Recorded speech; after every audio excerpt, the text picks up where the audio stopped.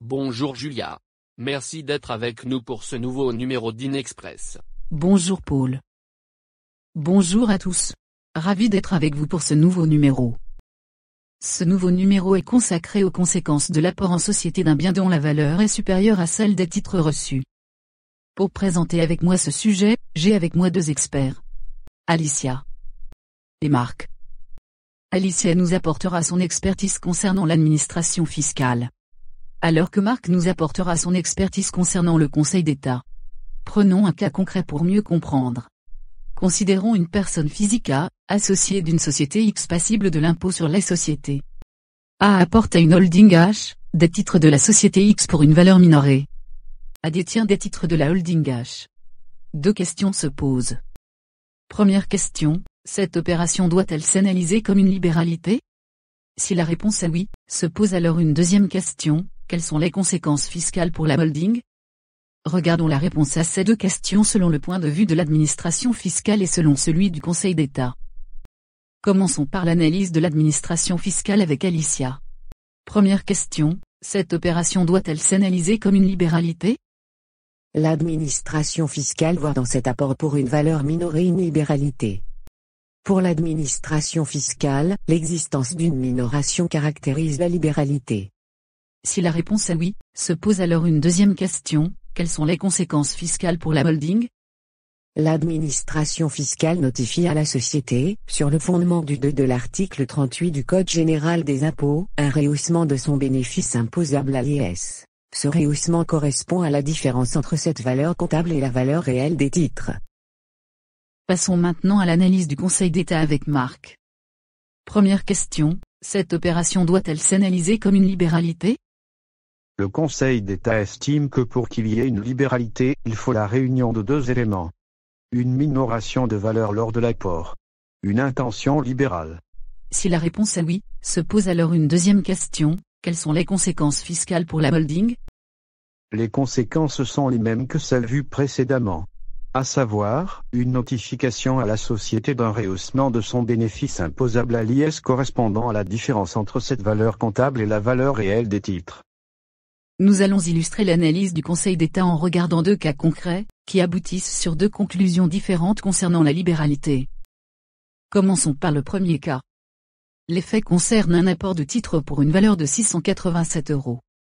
La valeur retenue par l'administration fiscale est de 1 291 €. Dans ce cas, l'apporteur était le dirigeant et le principal associé. Voici la décision. Lorsqu'une société bénéficie d'un apport pour une valeur que les parties ont délibérément minorée par rapport à la valeur vénale de l'objet de la transaction, sans que cet écart de prix ne comporte de contrepartie, alors l'avantage ainsi octroyé doit être regardé comme une libéralité consentie à cette société. La preuve d'une telle libéralité doit être regardée comme apportée par l'administration lorsqu'elle établit l'existence, d'une part, d'un écart significatif entre le prix convenu et la valeur vénale du bien apporté. Et, d'autre part, d'une intention, pour l'apporteur d'octroyer, et, pour la société bénéficiaire, de recevoir une libéralité du fait des conditions de l'apport. Cette intention est présumée lorsque les parties sont en relation d'intérêt. Passons au deuxième cas. Soit la SARLX détenue à 50 par les associés A et B. Apporte des titres à une holding H pour une valeur de 500 000 € pour 50% du capital.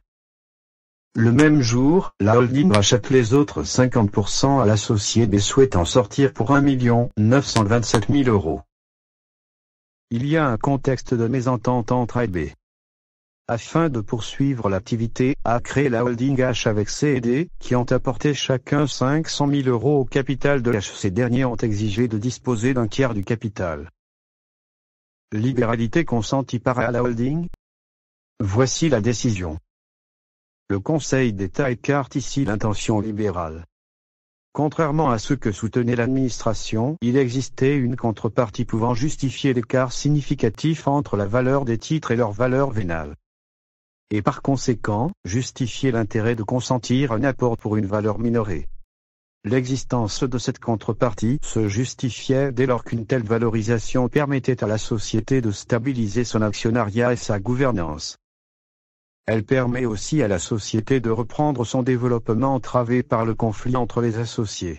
Enfin, elle permet de financer le rachat des parts de l'associé souhaitant se retirer au prix exigé par ce dernier, tout en permettant à l'autre associé de se maintenir seul à la direction du groupe en détenant un tiers de la holding malgré un apport dont la valeur n'a été fixée qu'au 5e de l'évaluation globale de la société. Voici ce que nous pouvons en conclure.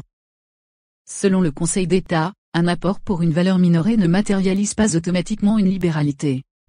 Alors que pour l'administration fiscale, un écart significatif entre la valeur réelle et la valeur d'apport ainsi que l'existence de liens entre les parties caractérise l'intention libérale.